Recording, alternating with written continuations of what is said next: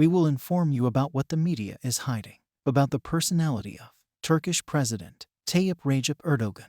Part 5. In June 2017, during a speech, Erdogan called the isolation of Qatar as inhumane and against Islamic values, and that victimizing Qatar through smear campaigns serves no purpose. Over time, Turkey began to look for ways to buy its own missile defense system and also to use that procurement to build up its own capacity to manufacture and sell an air and missile defense system. Turkey got serious about acquiring a missile defense system early in the first Obama administration when it opened a competition between the Raytheon Patriot PAC-2 system and systems from Europe, Russia, and even China. Taking advantage of the new low in U.S.-Turkish relations, Putin saw his chance to use an S-400 sale to Turkey, so in July 2017, he offered the air defense system to Turkey. In the months that followed, the United States warned Turkey that an S-400 purchase jeopardized Turkey's F-35 purchase. Integration of the Russian system into the NATO air defense net was also out of the question. Administration officials, including Mark Esper, warned that Turkey had to choose between the S-400 and the F-35, that they could not have both. The S-400 deliveries to Turkey began on the 12th of July. On the 16th of July, Trump mentioned to reporters that withholding the F-35 from Turkey was unfair. Said the president, "So what happens is we have a situation where Turkey is very good with us. Very good. And we are now telling Turkey that because you have really been forced to buy another missile system, we're not going to sell you the F-35 fighter jets." The U.S. Congress made clear on a bipartisan basis that it expected the president to sanction Turkey for buying Russian equipment. Out of the F-35, Turkey considered buying Russian fifth-generation jet fighters Su-57. On the 1st of August 2018, the U.S. Department of Treasury sanctioned 2 senior Turkish government ministers who were involved in the detention of American pastor Andrew Brunson. Erdogan said that U.S. behavior would force Turkey to look for new friends and allies. The U.S.-Turkey tensions appeared to be the most serious diplomatic crisis between the NATO allies in years. Trump's former national security advisor John Bolton claimed that President Donald Trump told Erdogan he would take care of the investigation against Turkey's state-owned bank Halkbank, accused of bank fraud charges and laundering up to $20 billion on behalf of Iranian entities. Turkey criticized Bolton's book, saying it included misleading accounts of conversations between Trump and Erdogan. In August 2020, the former vice president and presidential candidate Joe Biden called for a new U.S. approach to the autocrat President Erdogan and support for Turkish opposition parties. In September 2020, Biden demanded that Erdogan stay out of the Nagorno-Karabakh war between Azerbaijan and Armenia, in which Turkey supported the Azeris. Relations with Venezuela were strengthened with recent developments and high-level mutual visits. The first official visit between the two countries at presidential level was in October 2017 when Venezuelan President Nicolás Maduro visited Turkey. In December 2018, Erdogan visited Venezuela for the first time and expressed his will to build strong relations with Venezuela and expressed hope that high-level visits will increasingly continue. Reuters reported that in 2018 23 tons of mined gold were taken from Venezuela to Istanbul. In the first 9 months of 2018, Venezuela's gold exports to Turkey rose from zero in the previous year to $900 million. During the Venezuelan presidential crisis, Erdogan voiced solidarity with Venezuela's President Nicolás Maduro and criticized U.S. sanctions against Venezuela, saying that political problems cannot be resolved by punishing an entire nation. Following the 2019 Venezuelan uprising attempt, Erdogan condemned the actions of lawmaker Juan Guaido, tweeting those who are in an effort to appoint a postmodern colonial governor to Venezuela, where the president was appointed by elections and where the people rule, should know that only democratic elections can determine how a country is governed. In 2016, Erdogan told his Ukrainian counterpart Petro Poroshenko that Turkey would not recognize the 2014 Russian annexation of Crimea, calling it Crimea's occupation. During the 2022 Russian invasion of Ukraine, Erdogan functioned as a mediator and peace broker. On March 10, 2022, Turkey hosted a trilateral meeting with Ukraine and Russia on the margins of Antalya Diplomacy Forum, making it the first high-level talks since the invasion. Following the peace talks in Istanbul on March 29, 2022, Russia decided to leave areas around Kiev and Chernaya. On the 22nd of July 2022, together with United Nations, Turkey brokered a deal between Russia and Ukraine about clearing the way for the export of grain from Ukrainian ports, following the 2022 food crisis. On the 21st of September 2022, a record high of 215 Ukrainian soldiers, including fighters who led the defense of the Azovstal steelworks in Mariupol, had been released in a prisoner exchange with Russia after mediation by Turkish President Erdogan. As part of the agreement, the freed captives stay in Turkey until the war is over. While Turkey has closed the Bosphorus to Russian naval reinforcements, enforced United Nations sanctions, and supplied Ukraine with military equipment such as Bayraktar TB2 drones and BMC-KP vehicles, it didn't participate in certain sanctions like closing the Turkish airspace for Russian civilians and continued the dialogue with Russian President Vladimir Putin. Erdogan reiterated his stance on Crimea in 2022, saying that international law requires that Russia must return Crimea to Ukraine. On the 15th of July 2016, a coup d'état was attempted by the military with aims to remove Erdogan from government. By the next day, Erdogan's government managed to reassert effective control in the country. Reportedly, no government official was arrested or harmed, which, among other factors, raised the suspicion of a false flag event staged by the government itself. Erdogan, as well as other government officials, has blamed an exiled cleric and a former ally of Erdogan, Fethullah Gülen, for staging the coup attempt. Süleyman Soylu, Minister of Labor in Erdogan's government, accused the U.S. of planning a coup to oust Erdogan. Erdogan, as well as other high-ranking Turkish government officials, has issued repeated demands to the U.S. to extradite Gülen. Following the coup attempt, there has been a significant deterioration in Turkey-U.S. relations. European and other world leaders have expressed their concerns over the situation in Turkey, with many of them warning Erdogan not to use the coup attempt as an excuse to crack down on his opponents. The rise of ISIS and the collapse of the Kurdish peace process had led to a sharp rise in terror incidents in Turkey until 2016.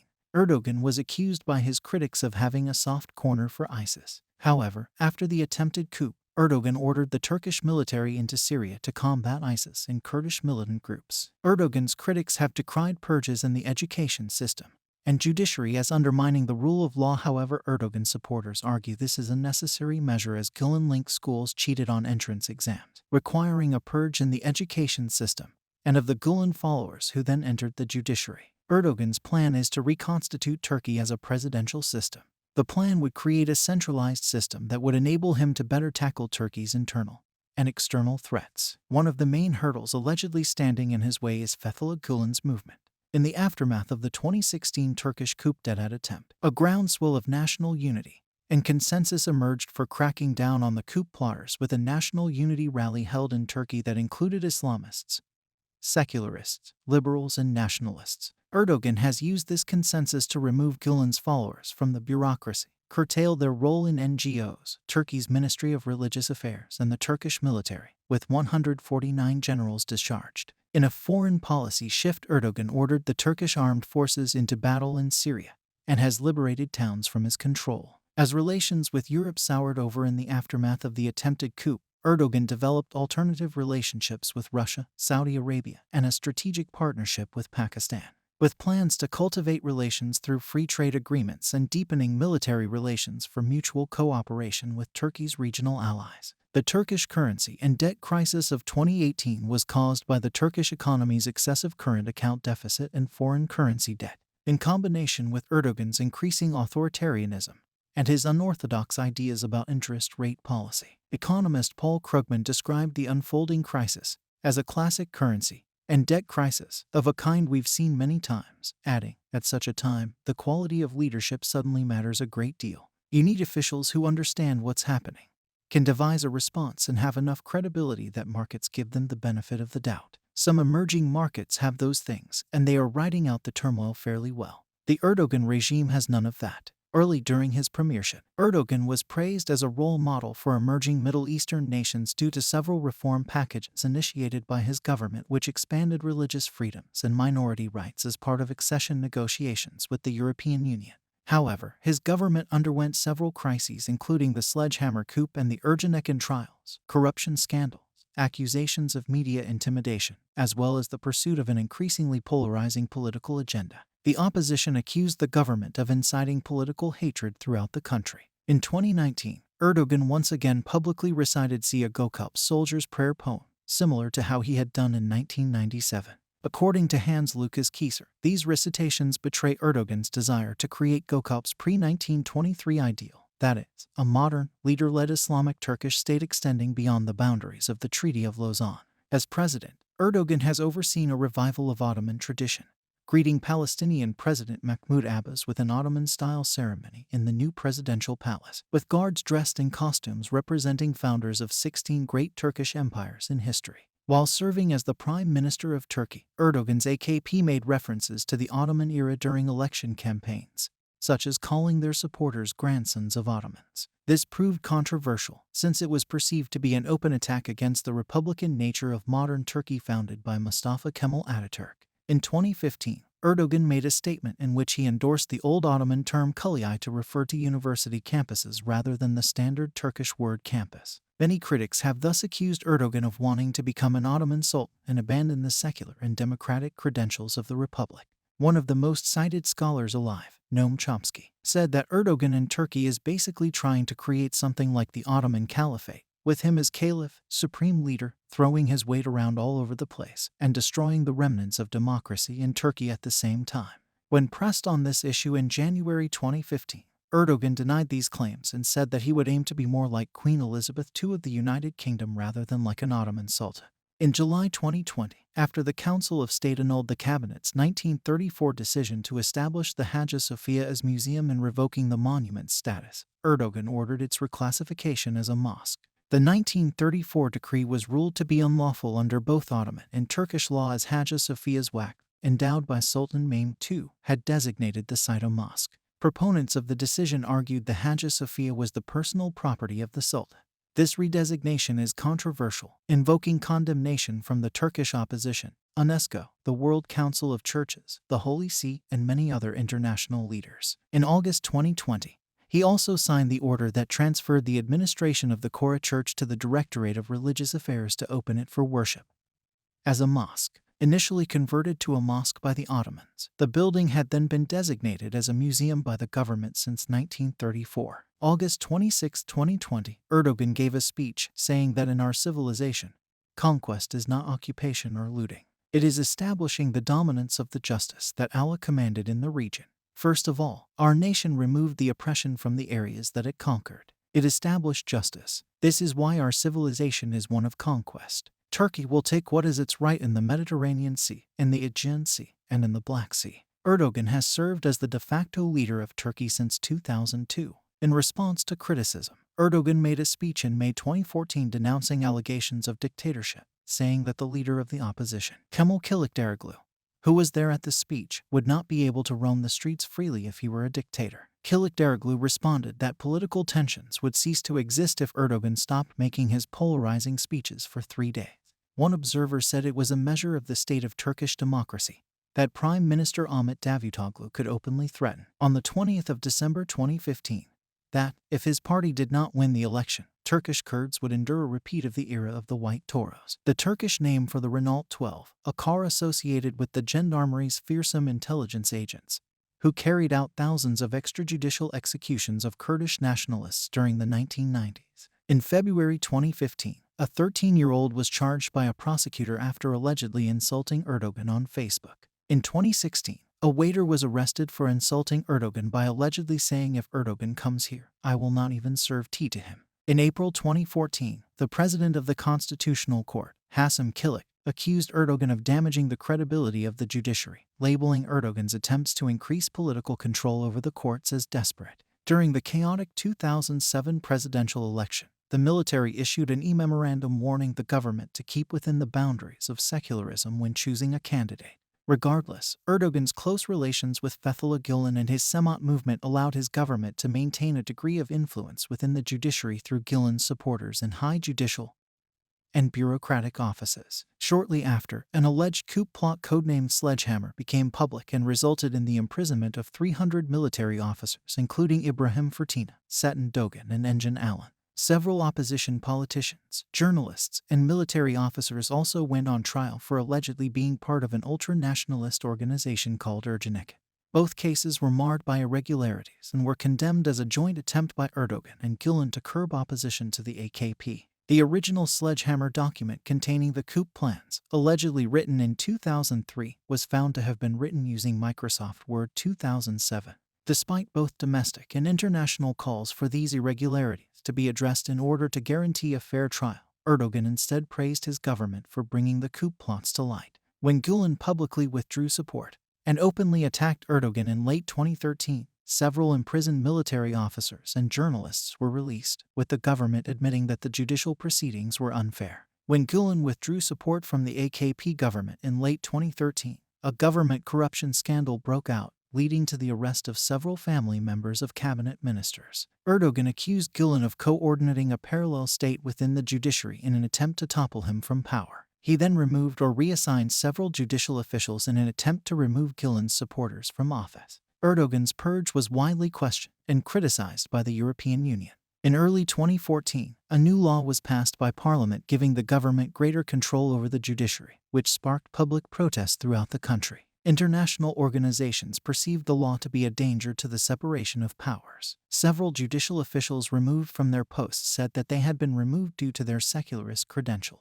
The political opposition accused Erdogan of not only attempting to remove Gülen's supporters, but supporters of Mustafa Kemal Atatürk's principles as well, in order to pave the way for increased politicization of the judiciary. Several family members of Erdogan's ministers who had been arrested as a result of the 2013 corruption scandal were released, and a judicial order to question Erdogan's son Bilal Erdogan was annulled. Controversy erupted when it emerged that many of the newly appointed judicial officials were actually AKP supporters. Islam Sisak, a judge who ejected the cases of 5 ministers' relatives accused of corruption, was accused of being an AKP supporter, and an official investigation was launched into his political affiliations. On the 1st of September 2014, the courts dissolved the cases of 96 suspects, which included Bilal Erdogan. Erdogan has been criticized for his politicization of the media, especially after the 2013 protests. The opposition Republican People's Party alleged that over 1,863 journalists lost their jobs due to their anti-government views in 12 years of AKP rule. Opposition politicians have also alleged that intimidation in the media is due to the government's attempt to restructure the ownership of private media corporations. Journalists from the Sahand News Agency and the Gülenist Zaman newspaper were repeatedly barred from attending government press conferences or asking questions. Several opposition journalists such as Soner Yalçın were controversially arrested as part of the Ergenekon trials and sledgehammer coup investigation. Veli Agbaba, a CHP politician, has called the AKP the biggest media boss in Turkey. In 2015, 74 U.S. senators sent a letter to U.S. Secretary of State John Kerry to state their concern over what they saw as deviations from the basic principles of democracy in Turkey and oppressions of Erdogan over media. Notable cases of media censorship occurred during the 2013 anti-government protests, when the mainstream media did not broadcast any news regarding the demonstrations for 3 days after they began. The lack of media coverage was symbolized by CNN International covering the protests, while CNN Turk broadcast a documentary about penguins at the same time. The Radio and Television Supreme Council controversially issued a fine to pro-opposition news channels including Halk TV and Ulusal Kanal for their coverage of the protests, accusing them of broadcasting footage that could be morally, physically, and mentally destabilizing to children. Erdogan was criticized for not responding to the accusations of media intimidation and caused international outrage after telling a female journalist to know her place and calling her a shameless militant during his 2014 presidential election campaign. While the 2014 presidential election was not subject to substantial electoral fraud, Erdogan was again criticized for receiving disproportionate media attention in comparison to his rivals. The British newspaper The Times commented that between 2 and the 4th of July, the state-owned media channel TRT gave 204 minutes of coverage to Erdogan's campaign and less than a total of 3 minutes to both his rivals. Erdogan also tightened controls over the internet, signing into law a bill which allows the government to block websites without prior court order on the 12th of September 2014. His government blocked Twitter and YouTube in late March 2014 following the release of a recording of a conversation between him and his son Bill, where Erdogan allegedly warned his family to nullify all cash reserves at their home amid the 2013 corruption scandal. Erdogan has undertaken a media campaign that attempts to portray the presidential family as frugal and simple living. Their palace electricity bill is estimated at $500,000 per month. In May 2016, former Miss Turkey model Merve Bayaksarak was sentenced to more than a year in prison for allegedly insulting the president. In a 2016 news story, Bloomberg reported more than 2,000 cases have been opened against journalists, cartoonists, teachers, a former Miss Turkey, and even schoolchildren in the past 2 years. In November 2016, the Turkish government blocked access to social media in all of Turkey as well as sought to completely block internet access for the citizens in the southeast of the country. Since the 2016 coup attempt, authorities arrested or imprisoned more than 90,000 Turkish citizens.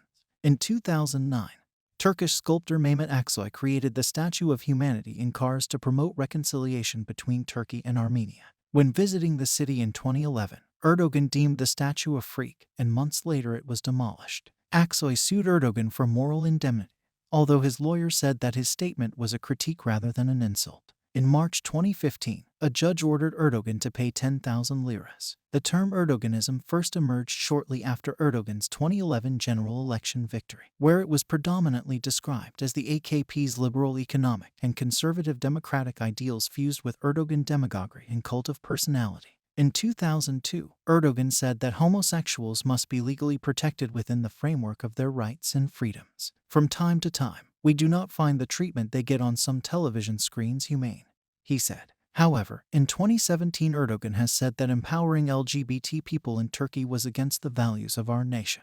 In 2020, amid the COVID-19 pandemic, Turkey's top Muslim scholar and president of religious affairs, Ali Erbaz, said in a Friday Ramadan announcement that country condemns homosexuality because it brings illness, insinuating that same-sex relations are responsible for the COVID-19 pandemic.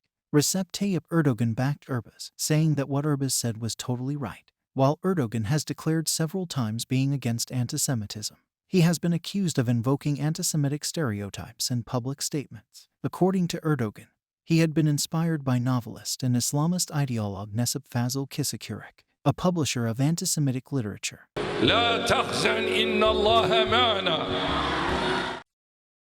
Thank you for watching.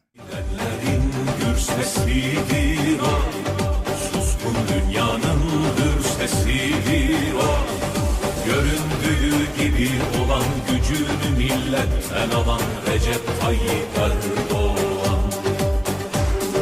Göründüğü gibi olan gücünü milletten alan Recep Tayyip Erdogan.